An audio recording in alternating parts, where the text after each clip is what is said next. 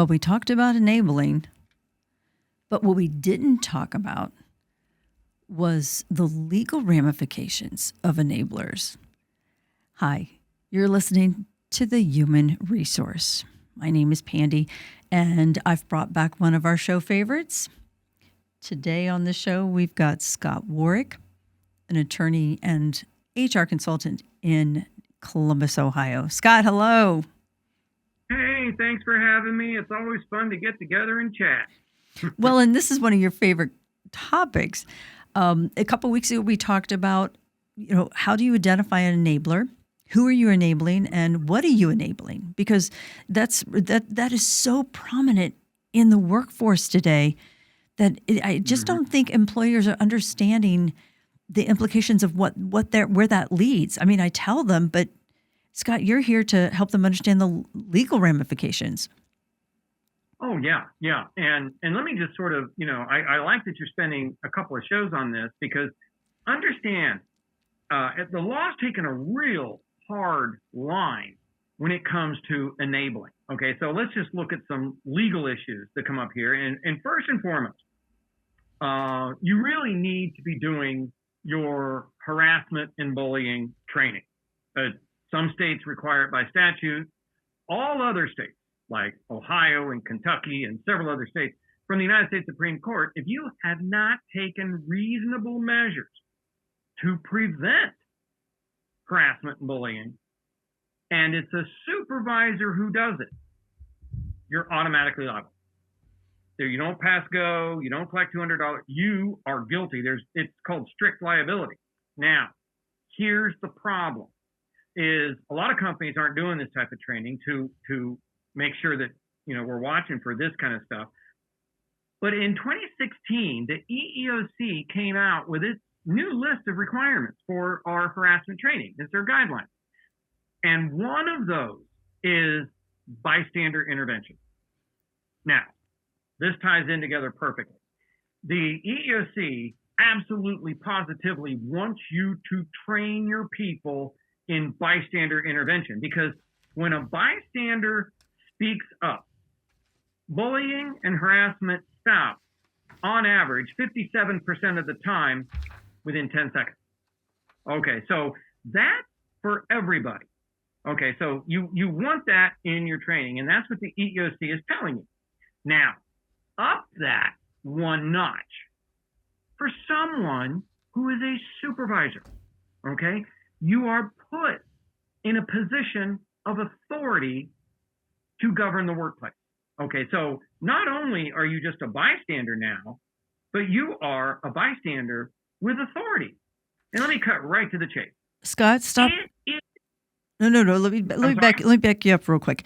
Explain to them and clarify the definition of a supervisor, because this is not someone who just is limited to supervisor in their title. Right. No. And let's define this under Title VII, because a supervisor is going to have a different definition when you're talking about the National Labor Relations Act as opposed to other. Everybody's got their own definition. So let's say that you are managing people and you make everyday decisions that have tangible consequences, like I am going to schedule you. Okay, I have power over your schedule. I have power over, my opinion makes a difference as to whether you're going to get a raise, as to whether you're going to get hired, as to whether you're going to get fired. Okay, so I'm not just like what we call it a working supervisor who really basically doesn't do much of anything, but they're working doing the same job. No, this is a supervisor who has some authority or some real input into what you're doing. And that's right from the United States Supreme Court about 15, 20 years ago. So most people are promoted into those roles because they got more money. But what came along with that, when I'm talking about a supervisor for today's purposes, I'm talking about you have input into their job, into the tangible aspects of their job. So you're given authority. All right. Now, you might not have the final decision, but your input is given some weight. All right. So think of the position that you have now. all right, that you are watching something. Let me just give you a very common type of situation. You see something happening in the workplace, something, okay, that an employee is being harassed because of age, race, religion, or whatever. Someone is, something potentially illegal is happening. If you don't say something, you're aware of it, you just gave it tacit approval. You just said it was okay. That could come back to bite you one day, because an employee is expected to report it.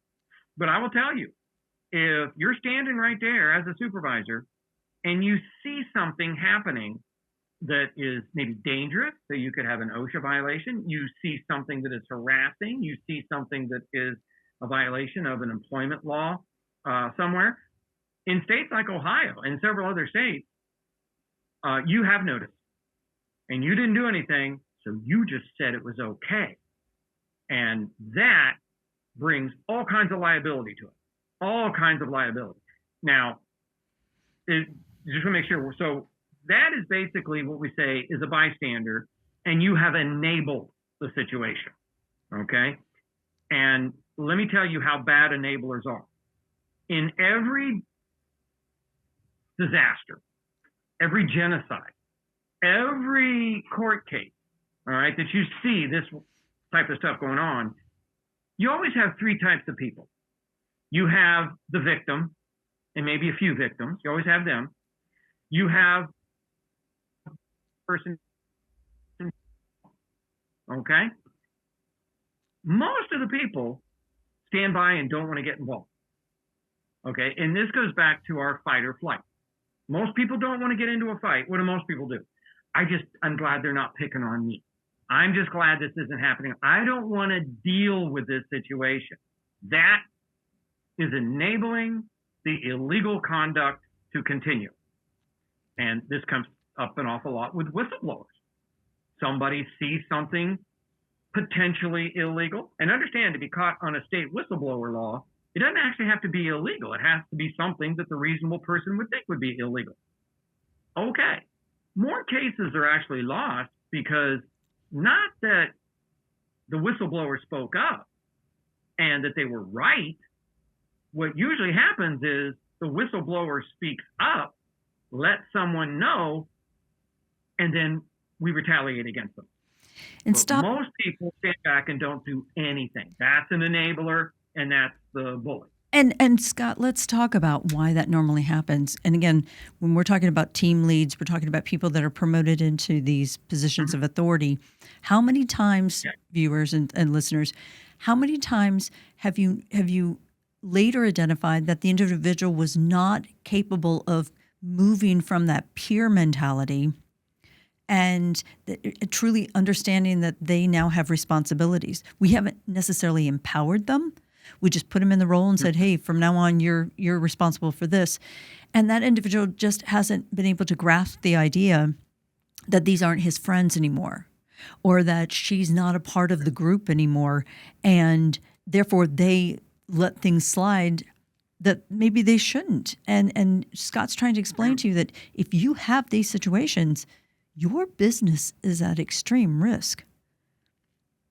Oh yeah, that's the bottom line right there. Absolutely. And let's sort of piece this apart a little bit.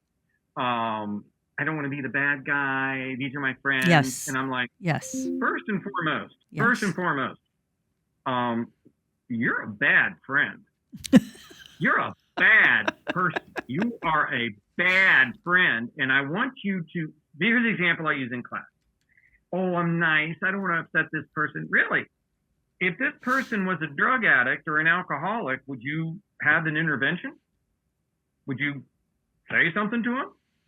No, I don't want to say anything. I know they'll probably die, but hey, that all works out in the end. No, you have an intervention with that person. That's what we do with people who are screwing up in the workplace, because I want them to get better. I don't want to wait until it blows up. I want to sit down with you. Let's go back to what those legal ramifications could be, because here in the state of Ohio, employees can actually sue the supervisors, correct? Oh yeah. And yes, and that is the trend in this country. Absolutely. Because I mean, here's the logic. ABC company denied me this, or they discriminated against me because of this and everything. Well, okay, most supervisors, like, are most supervisors qualified to do what they do? Absolutely not. Absolutely not.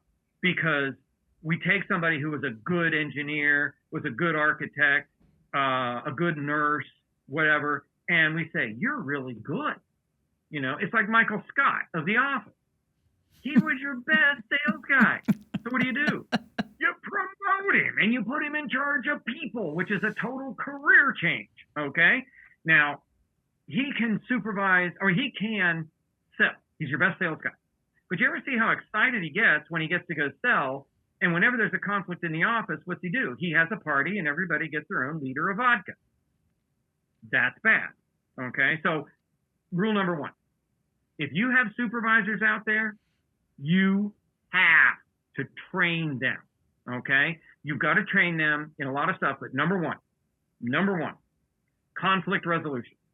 If you cannot address and resolve a conflict as a supervisor and hone up your listening skills, you cannot be a supervisor. You can't do it. You've got to go do something else. And you can look at these court cases. I've got legal updates that I'm working on. I got a 6-hour program coming up. And I'll tell you, because someone was supervising people who should have actually been emptying the garbage.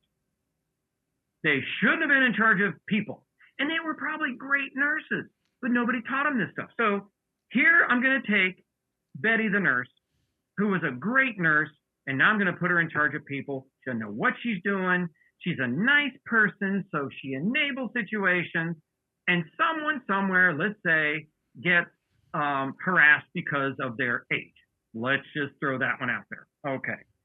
In states like Ohio, I can sue the hospital or the practice. You can always sue. That's where the money is. But I can sue Betty personally.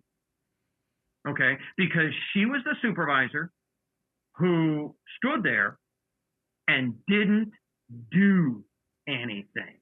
She knew about it and she let it happen. And remember, I knew it was happening. I didn't do anything. So I just said it was okay. I think Ohio has that type of law. This is where I usually bring in the last episode of Jerry Seinfeld, where they were all standing on the sidewalk videotaping the guy getting mugged out in the street.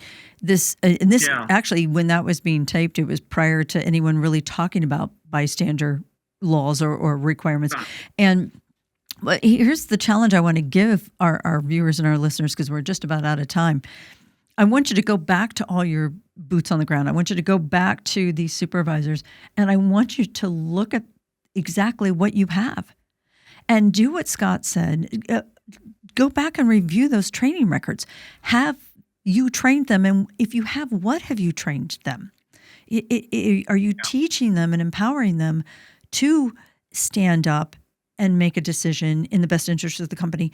They cannot afford legal fees. And Scott, you've mentioned this a million times. Legal fees are out of they will have to represent themselves. The company cannot represent both the company's position in the case and the employee. So right. Do your supervisors even know this?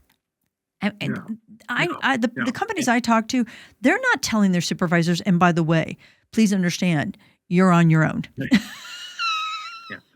Yeah. No, actually, we've got a few and I'm dealing with these law firms right now. I got a law firm in Pittsburgh I'm dealing with, and I'll tell you right now, when you put somebody in a position of power, you just said, that's my guy. Yeah. That's my guy. Yeah. I'm going to stand by that person. And you put somebody, I mean, honestly, you would never put somebody in a tractor trailer to drive that thing if you haven't trained them. Right. The good analogy. And that's exactly what's happening here. So let's see how this unfolds. And I'll tell you, the trend today is that I'm not necessarily looking to win in court, but if I'm a plaintiff's attorney and you have a supervisor who is acting like this, what I would say probably 90% of the supervisors in the world today, that is exactly what they're doing. They're not qualified for their job, and it's because the company didn't help them, didn't train them. And so you're going to have to spend attorney's fees. Attorney's fees for an employment attorney today, you are getting a bargain at $450 an hour. And so I'm dealing with an attorney right now in Pittsburgh. He gets $800 an hour. I told him earlier that it could go up to 1,000. And if you're in New York, you're $1,600. Oh my gosh. Oh yeah. Oh my gosh. You're going to pay for a view from the Trump Tower? Are you kidding me? You price that? Okay. I mean, no, it's expensive. And I will tell you, I had just advised the client, and let me tell you too, my clients that I've worked with for years, where we've trained the people in conflict resolution, which are my EPR skills, empathic listening, parroting and rewards, how to address a conflict, how to coach. Documentation is anything that you have delivered to the employee, talk to them, and it's in writing. Yeah. You got to have both. Yeah. And if it's written down and delivered to the employee, it didn't happen. And then a written warning. I want to see the coaching, conflict resolution, verbal warnings in which there is an email sent to the employee, so it's time-stamped, recapping the meeting, written warnings. In 29 years of practicing law, I've never had a client sue. Yeah.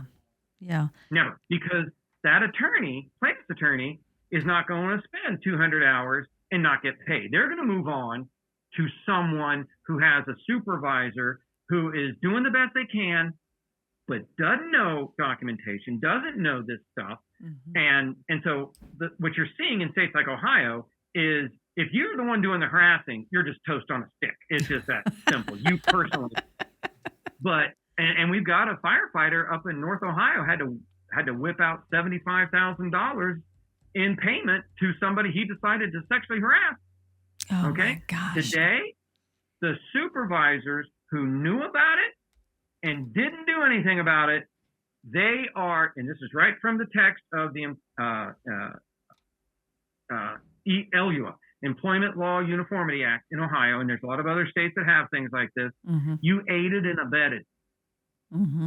You watched it. You helped.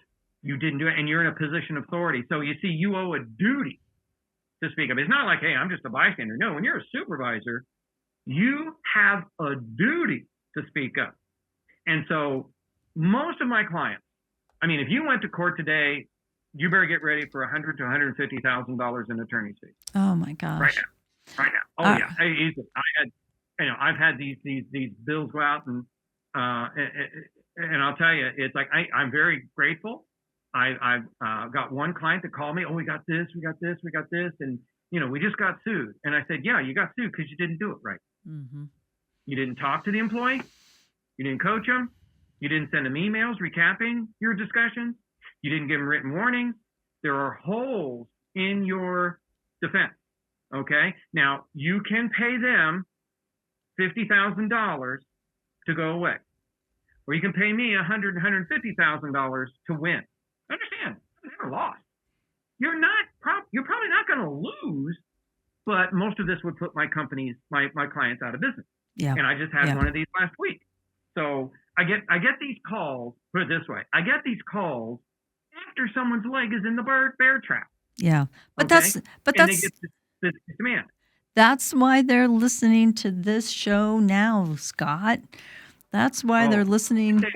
Yeah. Oh, and let me make one thing really clear here, Pandy, and let me make this out there, because I get this from CEOs. No, you don't understand. We're incorporated. Yeah, okay. Let me make this really clear to you. This is employment law. There are no corporate veils, pal. Oh, no. Oh, no.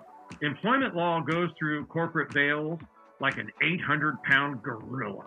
And this is why I have him on the show, guys. I can never get all of his ideas on the same show, but he's going to come back.